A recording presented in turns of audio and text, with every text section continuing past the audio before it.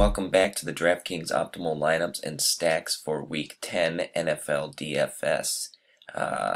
Today we're looking at what's going to be a 12-game slate for the weekend and the return of the super dominant chalky play of the week, David Johnson.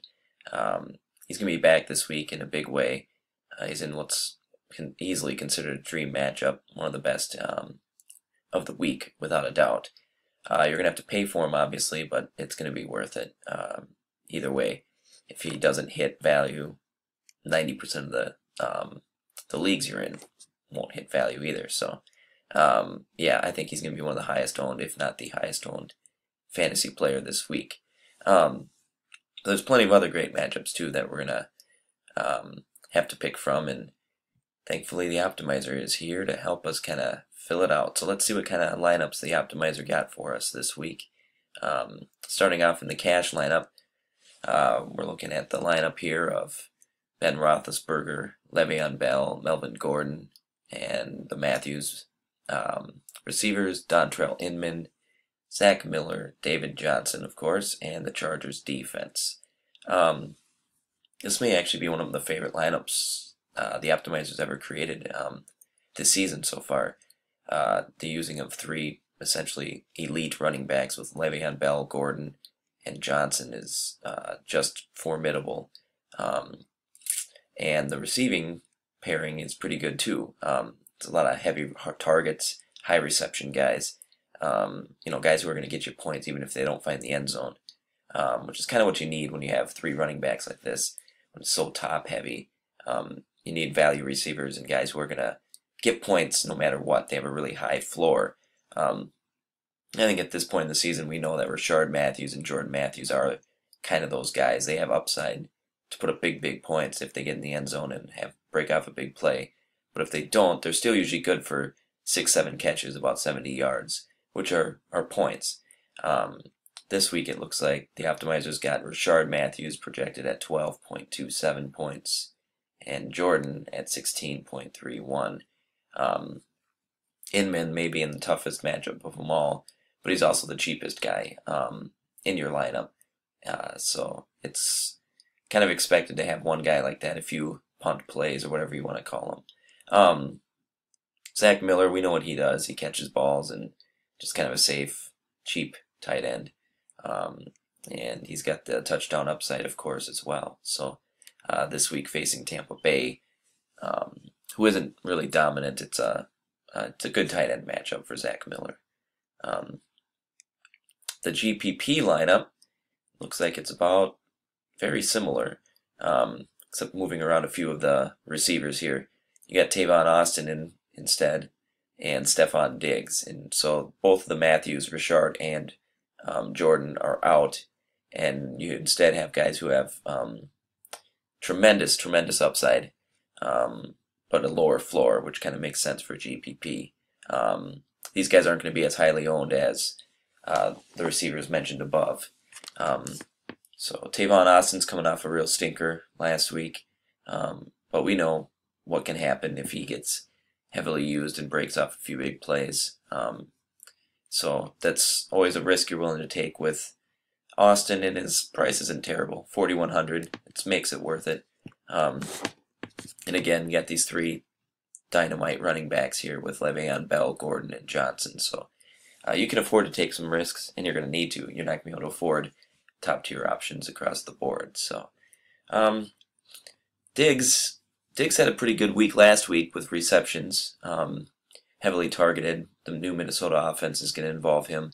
They just know it works, using him and Rudolph heavy. So he's going to get receptions. The question is, can he get in the end zone, and can he rack up the yards?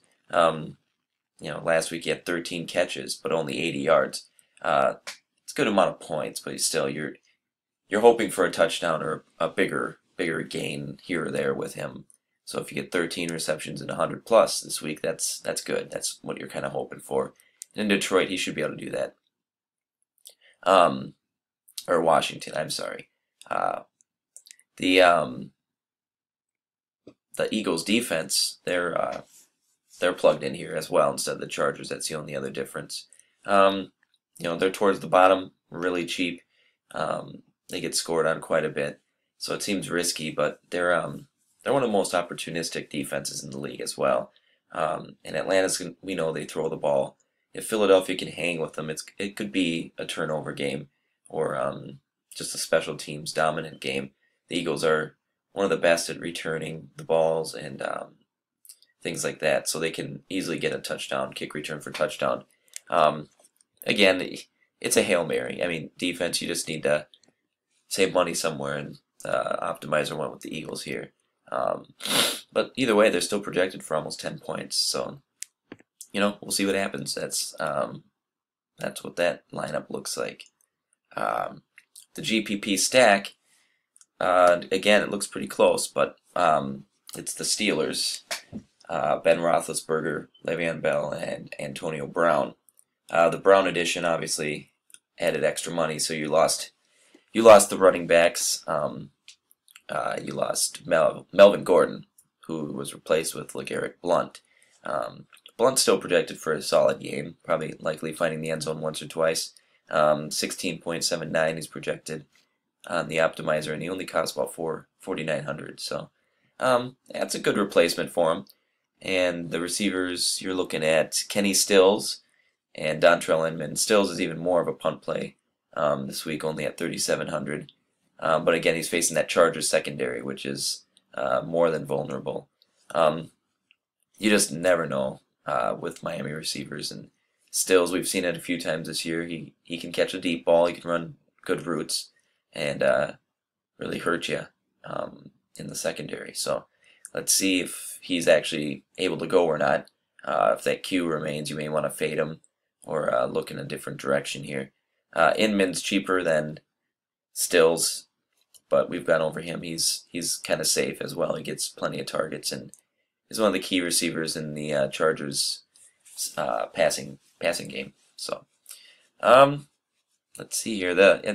Vegas is predicting that Steelers Cowboys game to be one of the best, high scoring of the week. I think it's going to be too. I can't wait to watch it. It's a 50-point affair. Cowboys have been playing pretty good. Their defense is vulnerable, and the Steelers are definitely an offense that could pick them apart. Kenny Stills, still cheap. Optimizer projected him to score 12.53, and that's likely just from his pass catching ability alone. So if he finds the end zone and breaks off one of those big plays, you're going to have a big advantage over the rest of the field. So that's about it. I wish you all the best of luck this week.